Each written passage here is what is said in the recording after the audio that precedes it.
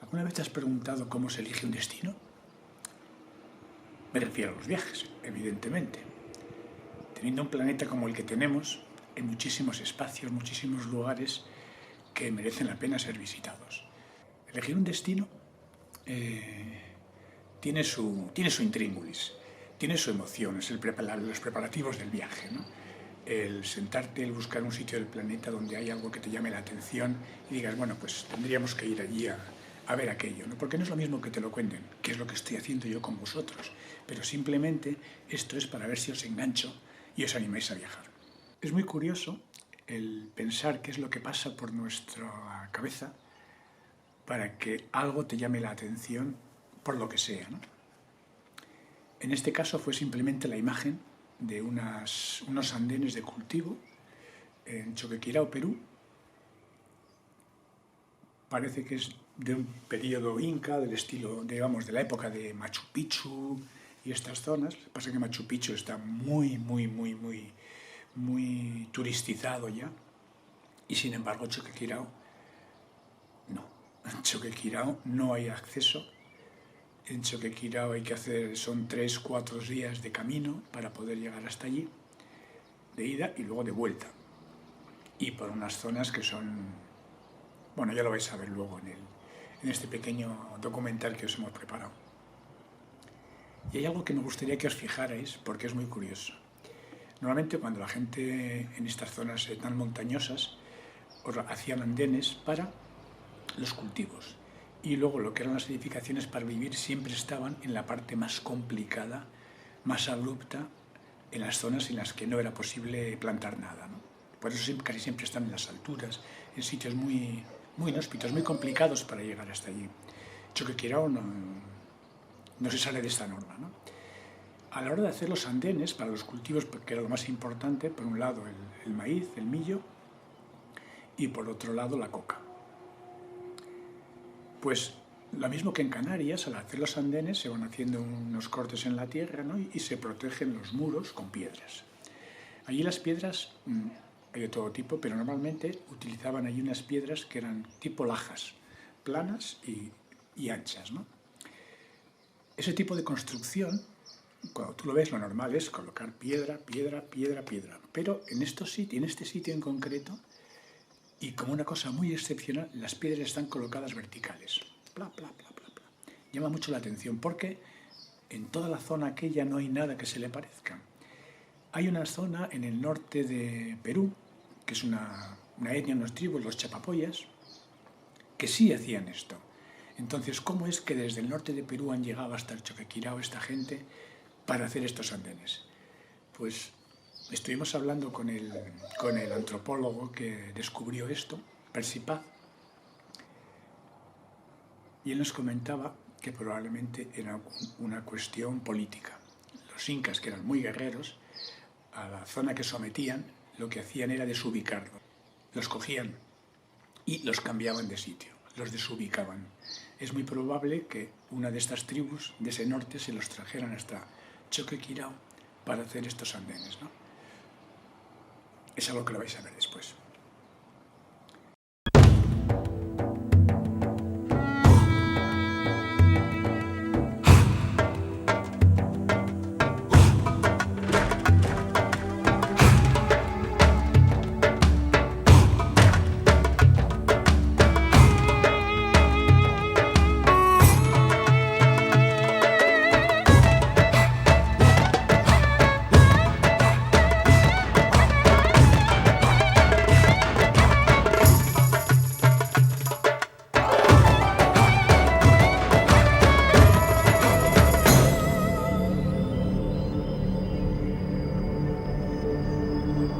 Es hora de honrar al sol.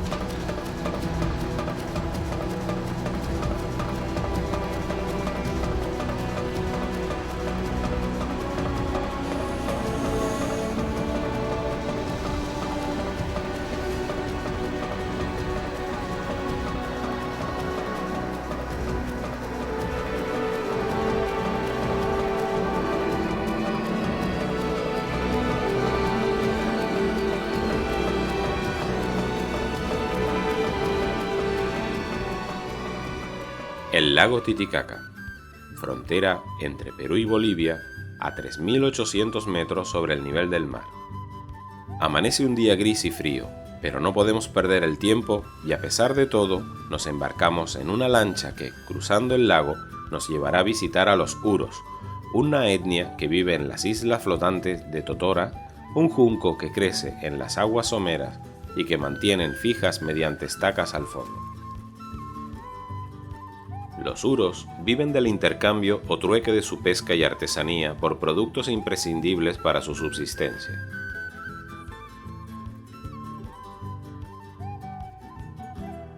Al desarrollarse toda su vida en estas islas flotantes, sus cocinas son como las de antaño.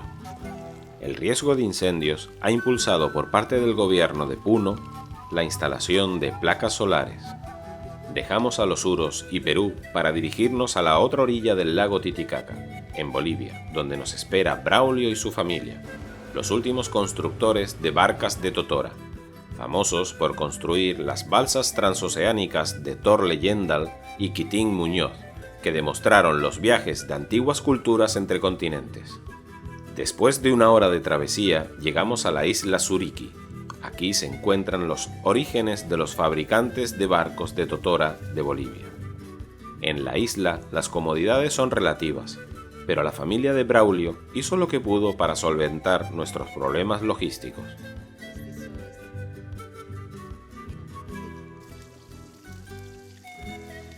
Compartimos una comida tradicional de trucha, papas, choclos y cayas, tubérculos deshidratados sobre la nieve, para las temporadas de carencias, en las que son nuevamente hidratados y cocinados. Ya tenemos preparado aquí el condumio.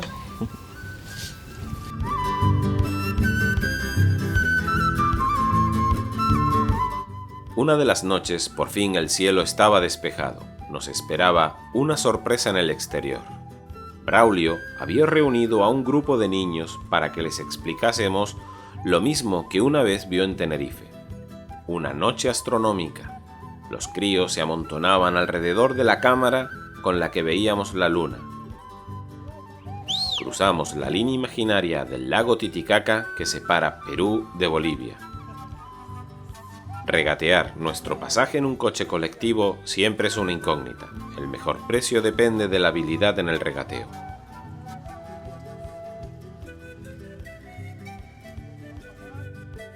Poco a poco se va llenando nuestro vehículo. La competencia con otros transportes por el mayor número de pasajeros posible nos lleva a competir por cada curva jugándonos el físico.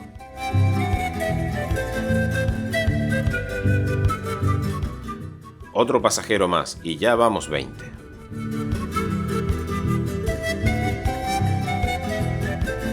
Desde Copacabana saltamos a otra motora para navegar a las Islas del Sol y la Luna, supuestamente desde donde emergieron los primeros incas camino de Cosco, Manco Cápac y Mamá Oyoc. El templo Ahlahuasi, en la Isla de la Luna, abandonado, muestra los estragos del paso del tiempo. Pero aún un grupo de mujeres que nos acompañan en nuestra ascensión para vendernos abalorios depositan hojas de coca como ofrenda en las hornacinas del templo.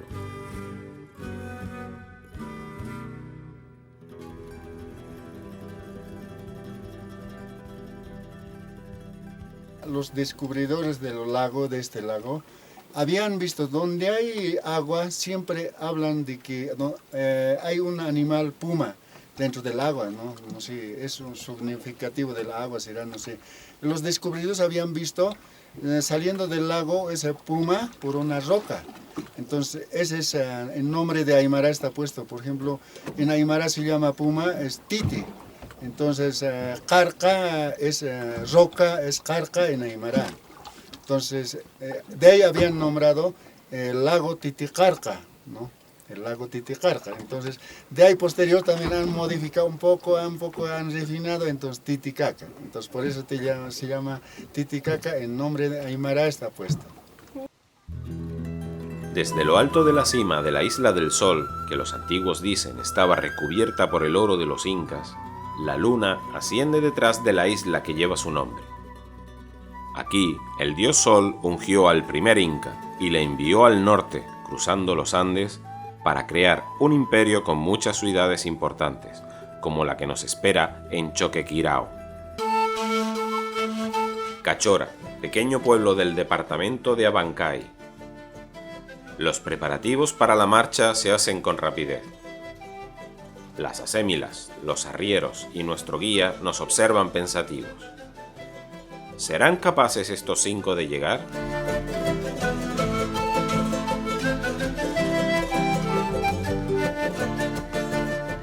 Y comienza la primera bajada, fácil, lluviosa y resbaladiza. Nuestro guía, Mario Huamán, nos permite coger aire con las explicaciones sobre la flora y fauna del entorno.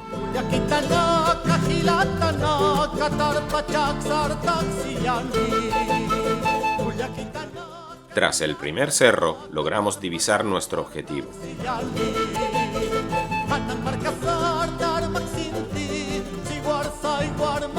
Nos damos cuenta que el camino es largo, una larga bajada hasta el río y una durísima ascensión.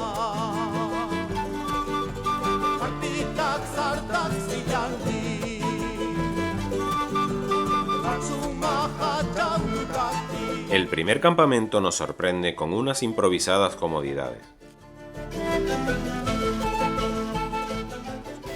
Bueno, durito. Durito, ha sido durito. Cuando la chica aquella nos decía que la primera del día era el bueno y tal, o sea que mañana... ¿Tú qué dices? A ver cómo nos lo hacemos. La huella de los mosquitos empieza a dejar rastro en nuestro cuerpo, llegando a preocuparnos por la exagerada reacción. Bajamos desde los 3.100 metros de Cachora hasta los 1.550 del río Apurimac, la montaña que habla. La humedad del río, que llega al 100%, junto con el calor y el esfuerzo, empapan nuestras ropas. La sensación es de estar bajo la lluvia. Nos encontramos en la playa Rosalina. El puente también lleva el mismo nombre, 1550 metros sobre el nivel del mar, ¿no? Desde aquí hemos bajado? hemos bajado como 150, entre 150 o 200 metros. Desde el campamento. Desnivel, sí. ¿Y desde Cachora? Desde Cachora, 3100, descontando, ¿no? Hemos bajado bastante ayer. Es decir, desde aquí hasta Choquequirao hoy día tenemos que llegar sí o sí, tenemos que ascender. Tras cruzar el puente colgante, empieza la ascensión. La subida constante rompe nuestras piernas y quiebra nuestro espíritu.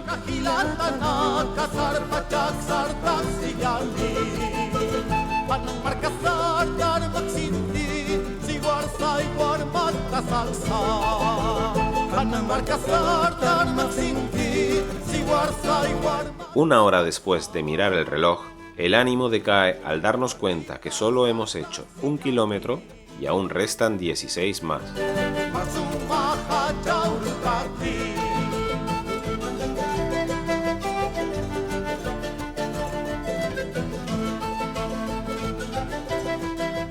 Duro, ¿eh? Duro. Esta época del año no es propicia para arriesgarse. Tras 6 horas de ascenso continuado, Choquequirao, la cuna de oro, se deja ver. El último tramo es con diferencia el más duro. El barro nos impide avanzar y flaquean las fuerzas.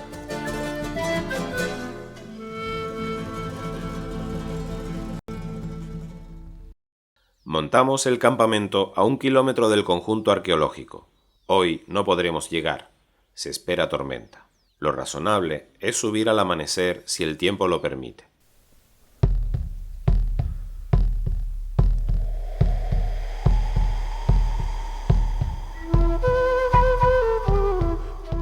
A las 5 de la mañana, en medio de la lluvia, caminamos el último tramo hasta las ruinas.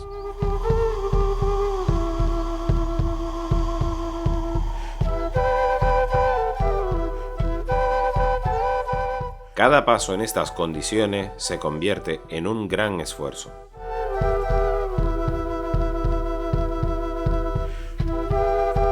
La entrada a la plaza principal se realiza por las terrazas de cultivo de altos muros.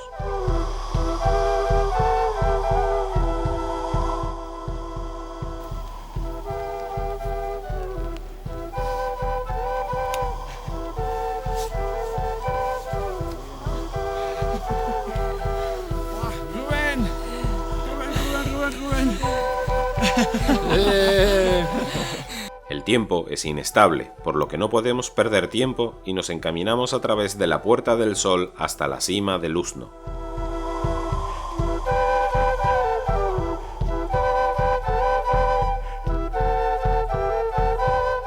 Donde se realizaban los sacrificios y servía de observatorio.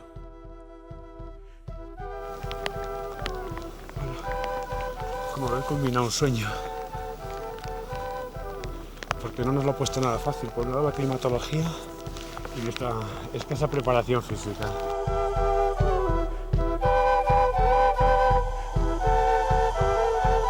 Cuatro puertas abiertas hacia la plaza indican uno de los templos principales, donde el sol, el 21 de diciembre, ingresa en los altares. Es donde estarían colocados, ¿no?, las momias de sus principales gobernantes. Adosado a este se conservan los muros de viviendas de 2 plantas.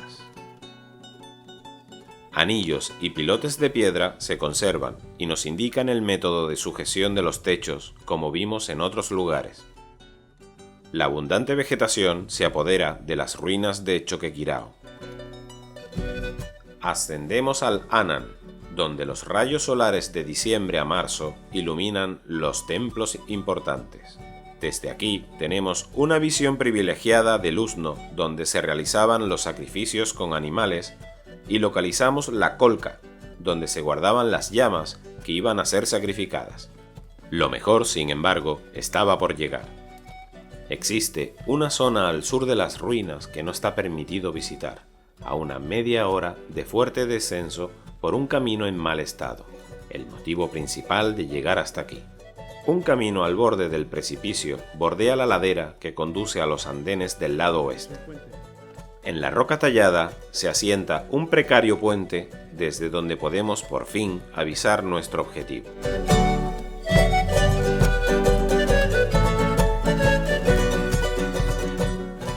Bueno, estamos aquí con David, que es nuestro guía y con el cual hemos conseguido bajar hasta aquí abajo. Esto que tenemos aquí detrás es la foto que un día el señor Rubén, que está detrás de la cámara, y yo vimos en una revista y dijimos, bueno, tenemos que ir a buscar esto como sea. Y bueno, gracias, bueno. Y hemos llegado. Gracias. David nos ha proveído de todo, nos ayuda con los viajes, con las comidas.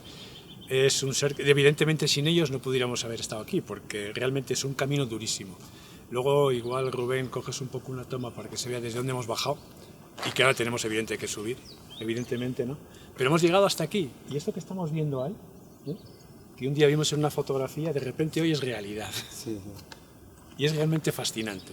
Como hemos comentado en algún sitio, a pesar de la dureza y lo que supone, porque ya estamos prácticamente sin ropa, tenemos todo húmedo, la época es mala porque llueve mucho, nos estamos quedando ya sin ropa seca, no hay forma de secarla en ningún sitio, y vamos a tener que dejar enseguida esta zona, pero merece la pena venir hasta aquí. Han sido 3 días de caminata, ayer fue el día más duro. Digo para nosotros, porque sí, para David y esta gente, estos suben por aquí como si estuvieran en su casa. Gracias. Pero vamos, queremos darle las gracias por todo, David. Gracias. Muchísimas gracias. Sí.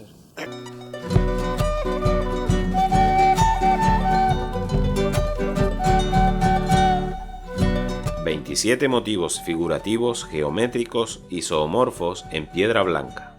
No existe precedente en ningún otro lugar de Tahuantinsuyo, hechas para ser veneradas y recibir directamente iluminación solar a la puesta. Simbólicamente representan las llamas mitológicas, que eran sacrificadas como ofrendas a los apus, montañas, durante las principales festividades y rituales. Una figura humana y 23 representaciones de llama se encuentran en los 18 andenes estudiados. Escondidas aún bajo la espesa vegetación, las paredes de otros andenes presentan otros motivos aún por desenterrar. Nuestro periplo por la historia de los incas entre Perú y Bolivia toca su fin. Han sido importantes los destinos, pero más lo ha sido el viaje. Cada día, cada paso, circunstancia y vivencia nos han hecho crecer personalmente, y esto no es más que otra parte del camino. En este viaje no sabíamos muy bien dónde íbamos. Bueno, sabíamos dónde queríamos ir, pero no lo que había que pasar para llegar hasta allí. Y fue duro. Fue duro porque el momento que elegimos no era precisamente climatológicamente el mejor.